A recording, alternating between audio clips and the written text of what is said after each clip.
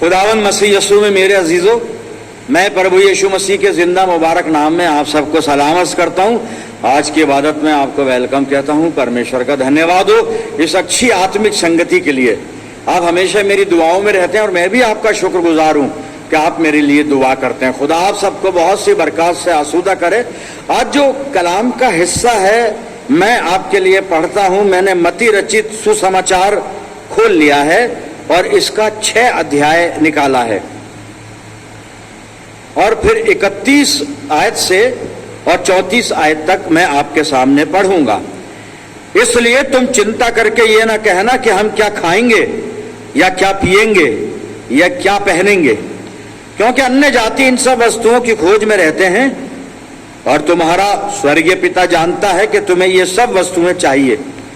इसलिए पहले तुम उसके राज्य और धर्म की खोज करो तो ये सब वस्तुएं भी तुम्हें मिल जाएंगी। सो कल के लिए चिंता ना करो, क्योंकि कल का दिन अपनी चिंता आप कर लेगा। आज के लिए आज ही का दुख बहुत है। खुदावंद की बरकत उसके पाक कलाम के पढ़े जाने पर और सुने जाने पर हो। आमीन। आइए हम अपने आप को तैयार करें, दुआ करें। प्यारे बाप आसमानी, हम तेरे बेटे तेरी बेटियां तेरे पाक कदमों पर सर निगू हैं। तेरे कलाम को सुनना चाहते हैं, सीखना चाहते हैं, समझना चाहते हैं। हम में से हर एक को पाक रूह का मसा अता फरमा कि खुदावंद ये कलाम हमारी जिंदगियों में जगह पाए। प्रार्थना करते हैं पिता, जब वचन रूपी बीज हमारे दिल की जमीन पर गिरे, हमारी जिंदगियों में जड़ पकड़े, बहुत सफल लाए। हमारे चारों तरफ अपने पाक फरिश्तों की सेना का बाड़ा बांधना, शैतान कहीं से भी हमें छूने ना पाए। सारी बातों में अपने आप को तेरी अधीनता में सौंपते हैं प्रभु, और ये दुआ तेरे प्यारे इकलौते बेटे अपने निजात देने वाले खुदावंद यीशु मसीह के जिंदा और मुबारक नाम के वसीले से मांगते हैं। सुन और कबूल कर ले। आमीन। अजीज, एक बार फिर परमेश्वर का धन्यवाद करते हैं।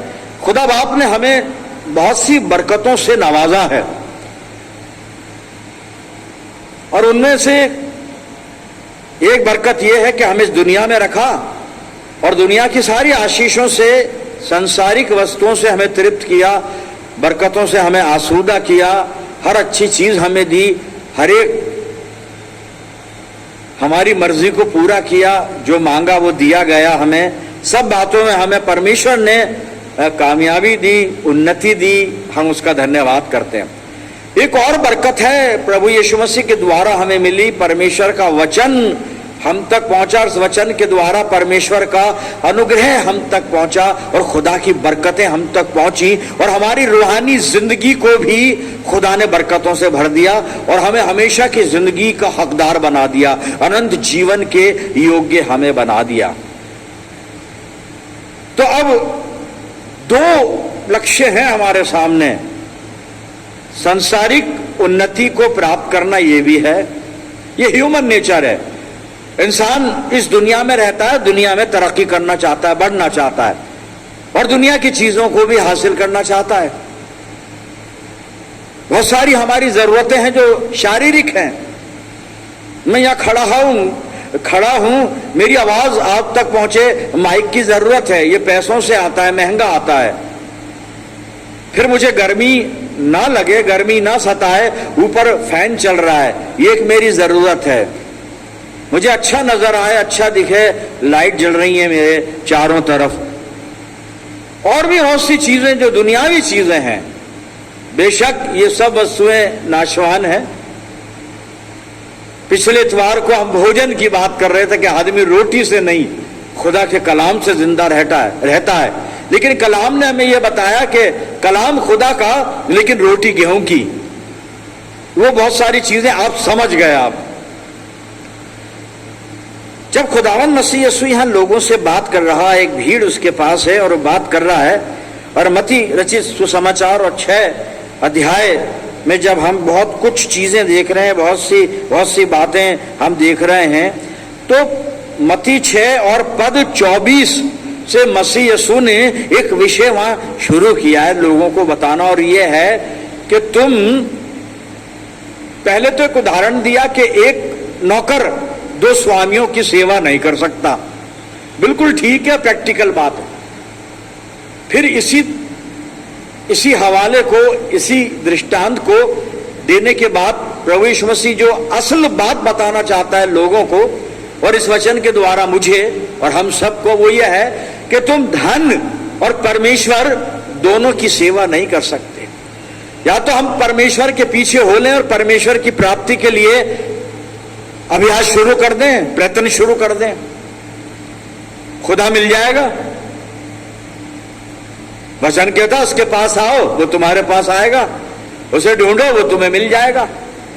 फिर या हम दुनिया के पीछे चलें, दुनिया के अभिलाषाओं को पूरा करें, दुनिया की चीजों की प्राप्ति में लग जाएं और हो सकता है हम कामयाब भी हो जाएं, लेकिन फिर हम खुदा से अलग हो जाएंगे। दोनों चीजें एक साथ हासिल नहीं कर सकते। और वो इसलिए कि अगर हम धन की प्राप्ति में समय लगाएंगे तो फिर खुदा को वक्त कब देंगे भाई? खुदा को वक्त कब देंगे? और जिंदगी, हकीकी जिंदगी, अनंत जीवन वो खुदा से है, किसी चीज से नहीं है, ये हम जानते हैं सब। तो खुदावंद मसीह यीशु ने ये अपनी बात शुरू की 24 पद से, दृष्टांत, और दृष्टांत के बाद फिर वो कहता है कि तुम परमेश्वर और धन दोनों की सेवा नहीं कर सकते। खैर ठीक है, आगे बात चलती है। फिर बात आती है कि हम धन को इसलिए प्राप्त करते हैं कि इसके पीछे कारण यह है कि हमें फिक्र ये रहती है कि अगर धन हमारे पास नहीं होगा तो फिर हम करेंगे क्या जिंदगी में? कहां से हम खाना मोल लाएंगे, कहां से हम आराम की चीजें मोल लाएंगे, कहां से हम अपने दैनिक दिनचर्या की जो जरूरतें हैं वो हम कैसे पूरी करेंगे? इसलिए हमें धन चाहिए और इस धन को चाहते चाहते कि ये धन कैसे आए, हम चिंता में पड़ जाते हैं साहब। चिंता हो जाती है, how to earn money, how to earn. FD पर, किस एफडी पर ब्याज ज्यादा है, कहां पर इन्वेस्टमेंट करें ज्यादा ब्याज मिले, कौन सा शेयर खरीदे हैं मार्केट में से पैसा दुगुना हो जाए, 1.5 गुना हो जाए। अभी चिंताएं सताती हैं। तो अब चिंता का विषय शुरू हो गया। तो खुदावंद मसीह सुनने का नहीं, चिंता नहीं, चिंता नहीं। और जो पढ़ा गया 31 से 34 और 31 आयत में यही कहता है, यहां पर लिखा है 31 पद में,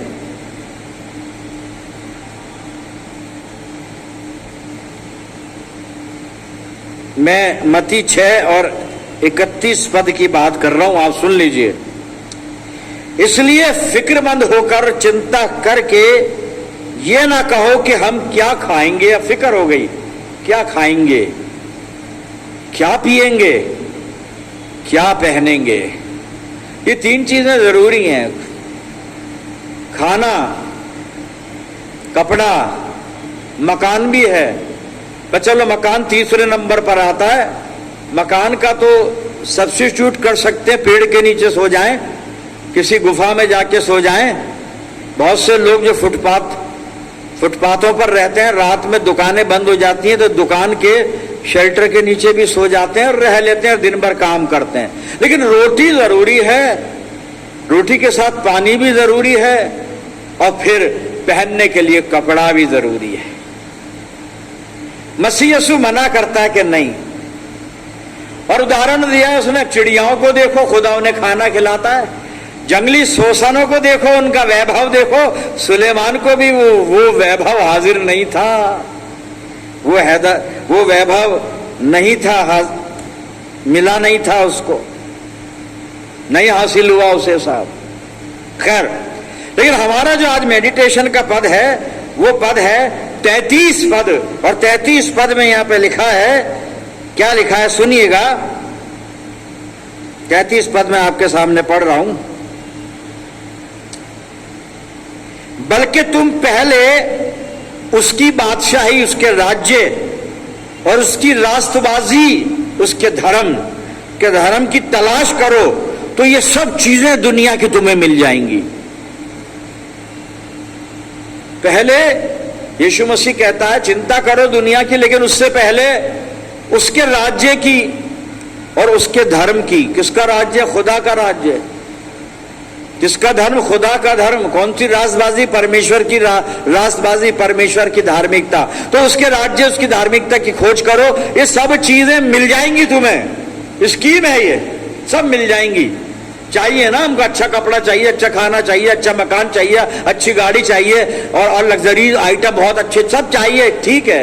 यीशु कह रहा दूंगा भाई, लेकिन पहले मेरे राज्य धर्म की, खुदा के राज्य धर्म की खोज कर लो, ये सब चीजें तुम्हें मिल जाएंगी।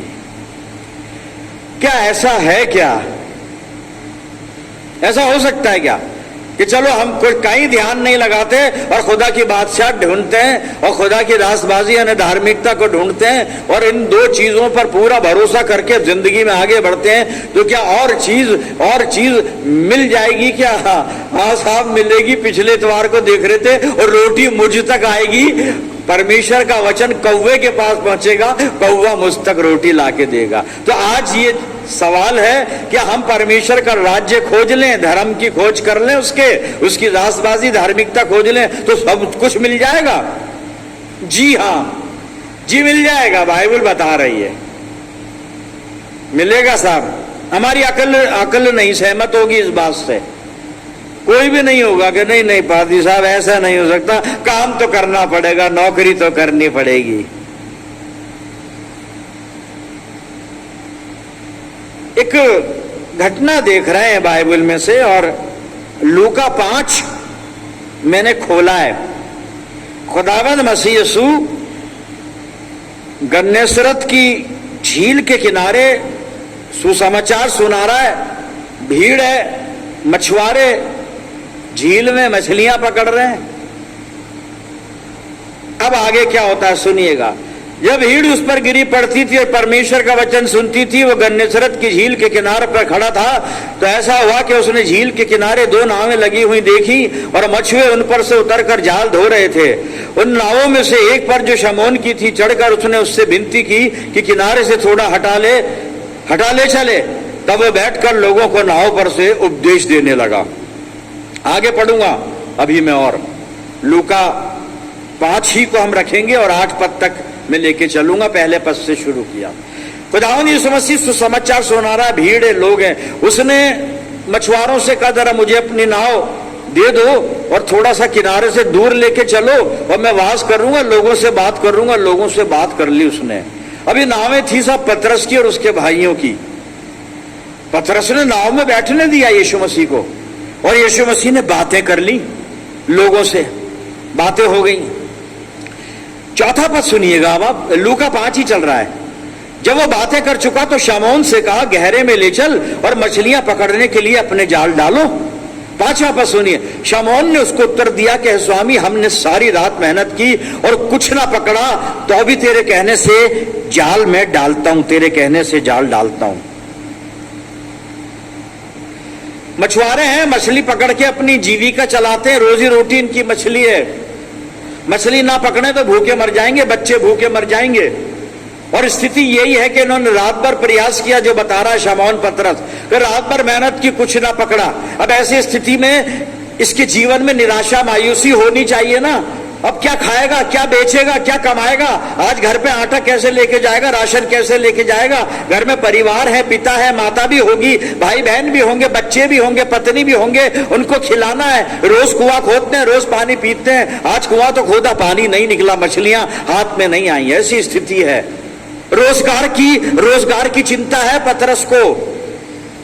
मछलियां नहीं लगी, उनका तो सब कुछ वही है, मछलियों का लगना, उस पर उनकी जिंदगी मुनसर है। लेकिन साहब पतरस ने इन सब चीजों के बारे में नहीं सोचकर यीशु मसीह ने कहा तेरी नाव मुझे दे दे।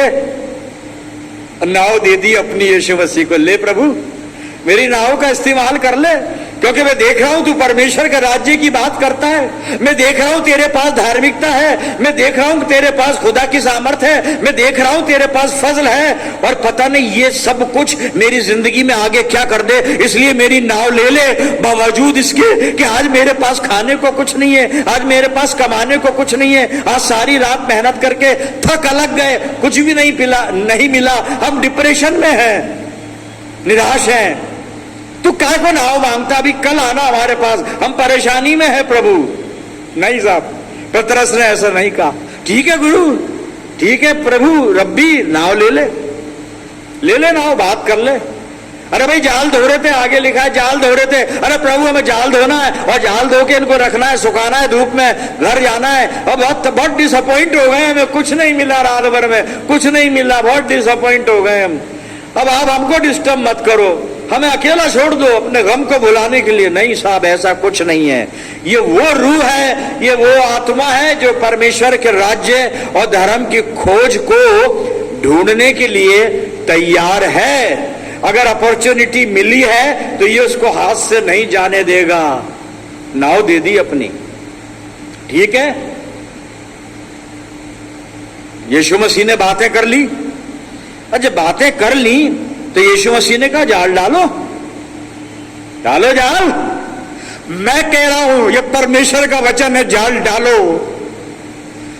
पतरस ने कहा खुदा बाप यीशु मसीह, वैसे तो सारी रात हमने ट्राई की और पेशेवर मछुआरे हैं हम, प्रोफेशनल फिशरमैन है। जब रात में मछली नहीं लगी तो अब दिन में क्या लगेगी।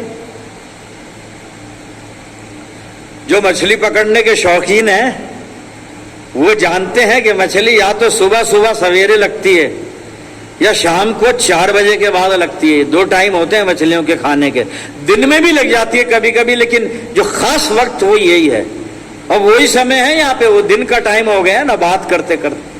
तो पतरस कहता लेकिन तेरे कहने से जाल डालूंगा, तेरे कहने से डालूंगा।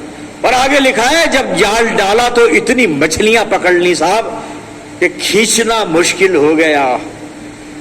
क्या हुआ ये वही हुआ जो बाइबल कह रही है, यीशु मसीह कह रहा है मत्ती 6 के अंदर और 33 पद में, जो प्रभु यीशु मसीह कह रहा है पहले उसके राज्य और धर्म की खोज कर लो, पहले उसके राज्य धर्म की खोज कर लो, तुम्हें मछलियां भी मिलेंगी, तुम्हें रोटियां भी मिलेंगी, तुम्हें पैसे भी मिलेंगे, तुम्हें गाड़ियां भी मिलेंगी, तुम्हें रहने के लिए मकान भी मिलेंगे, तुम्हें पहनने के लिए कपड़े भी मिलेंगे। अरे सब कुछ मिलेगा, तुम्हें परिवार भी मिलेगा, तुम्हें जॉब भी मिलेगा, बरकतें भी मिलेंगी। पहले उसके राज्य और धर्म की खोज कर लो साहब।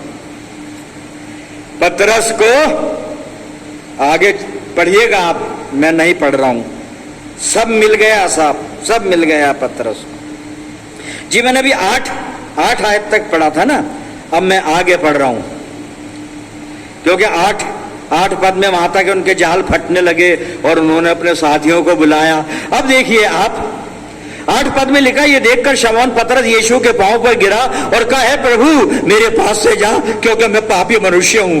पहचान गया मेरे सामने खुदा का बेटा खड़ा है, मैं गुनाहगार हूं, मैं गुनाहगार हूं। पहचान गया वो। अब मैं आपको आगे लेकर चलता हूं 9 आयत में, वही लूका 5 चल रहा है 9 आयत में। क्योंकि इतनी मछलियों के पकड़े जाने से उसे और उसके साथियों को बहुत अचंभा हुआ, और वैसे ही जब्दी के पुत्र याकूब और यूहन्ना को भी जो शमौन के सहभागी थे अचंभा हुआ। जब यीशु ने शमौन से कहा मत डर, अब से तू मनुष्यों को जीवता पकड़ेगा। पतरस तू मेरे साथ रहेगा, तू मेरा चेला कहलाएगा, तुझको खाना भी मिलेगा, तुझको कपड़े भी मिलेंगे, मेरे साथ रहते रहते तुझको आदर भी मिलेगा, मेरे साथ रहते रहते तू परमेश्वर का वचन भी सुनेगा और वचन सुनाएगा भी, और मेरे साथ रहते रहते तू इतना योग्य बन जाएगा कि किसी को इतनी आशीषें नहीं मिलेंगी जितनी आशीषें तुझको मिलने वाली हैं, क्योंकि तूने मेरे राज्य धर्म की खोज कर ली है। और फिर पतरस को क्या मिला? आइए आखिरी हवाला है ये, मत्ती 19 मैंने खोला है और 27 आयत से 29 पद में पढ़ूंगा, सुनिएगा। इस पर पतरस ने उससे कहा, प्रभु यीशु मसीह से बात कर रहा है, कि देख हम तो सब कुछ छोड़ के तेरे पीछे हो लिए, हमें क्या मिलेगा? पहले उसके राज्य धर्म की खोज कर लो, सब कुछ तुम्हें मिल जाएगा, सब वस्तुएं तुम्हें मिल जाएगी। पतरस जानना चाह रहा है क्या मिलेगा, क्या मिलेगा? सुनिए क्या मिलेगा। 28 आयत से, यीशु ने उनसे कहा, मैं तुमसे सच सच कहता हूं कि नई उत्पत्ति से जब तक मनुष्य का पुत्र अपनी महिमा के सिंहासन पर बैठेगा, तो तुम भी जो मेरे पीछे हो लिए हो, 12 सिंहासनों पर बैठकर इस्राएल के 12 गोत्रों का न्याय करोगे। और जिस किसी ने घरों या भाइयों या बहनों या पिता या माता या लड़के बालों या खेतों को मेरे नाम के लिए छोड़ दिया है, उसको 100 गुना मिलेगा। बाप को छोड़ा है, बाप मिल जाएंगे, माता को छोड़ा है, माता मिल जाएगी, खेत कई मिल जाएंगे, मकान कई मिल जाएंगे, परिवार मिल जाएगा, बच्चे मिल जाएंगे, बहनें भाई सब कुछ मिल जाएंगे। और आगे लिखा है और वो अनंत जीवन का अधिकारी होगा। पहले उसके राज्य धर्म की खोज कर लें। यीशु मसीह सब देने जा रहा है, सब कुछ देने जा रहा है। आ जाइए, सारी दुनिया देने जा रहा है, दुनिया की बरकतें देने जा रहा है, और सबसे बड़ी बरकत हमेशा की जिंदगी वो देने जा रहा है। मेरे अजीज, आइए प्रभु के पास दिल से, दिल से, दिल से,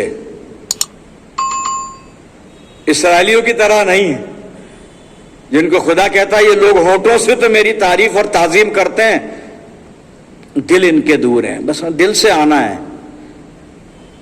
आइए चलें, बात करें अपने प्रभु से, दुआ मांगे। खुदावंद प्यारे आसमानी बाप, हम तेरे बड़े शुक्रगुजार हैं इस जिंदा मुबारक कलाम के लिए जो हमसे बात करता है और अनंत जीवन को पाने का तरीका हमें बताता है, मसीह जिंदगी जीने का तरीका हमें बताता है, और एक आत्मिक मनुष्य बनने का, एक सच्चा मसीही बनने का तरीका हमें बताता है। तेरा धन्यवाद प्रभु आज के कलाम के लिए। होने दे ये वचन का बीज हमारी जिंदगियों में बेशुमार फल लाए। आसमानी बाप पे दुआ करता हूं जितने लोग मेरे साथ इस दुआ में, इन सब अजीजों पर तेरी शफकत, रहमत और बरकत का साया हमेशा बना रहे। प्यारे आसमानी बाप, हम सब मिलकर पूरे आलम के लिए दुआएं खैर करते हैं। प्रभु जी दुआ मांगते हैं, सब पे रहम कर, अपनी जिंदगियों को तेरे हवाले करते हैं, और ये दुआ बड़े ईमान के साथ, दीनता, नम्रता के साथ तेरे प्यारे इकलौते बेटे, अपने नजात देने वाले खुदावंद यीशु मसीह के जिंदा और मुबारक नाम के वसीले से मांग लेते हैं। सुन और कबूल कर, आमीन। अब हमारे प्रभु यीशु मसीह का अनुग्रह, पिता परमेश्वर का प्रेम, पवित्र आत्मा की सहभागिता हम सब के साथ, हमारी मंडलियों के साथ, समस्त विश्वासियों के साथ अब से लेकर हमेशा तक होती रहे। आमीन।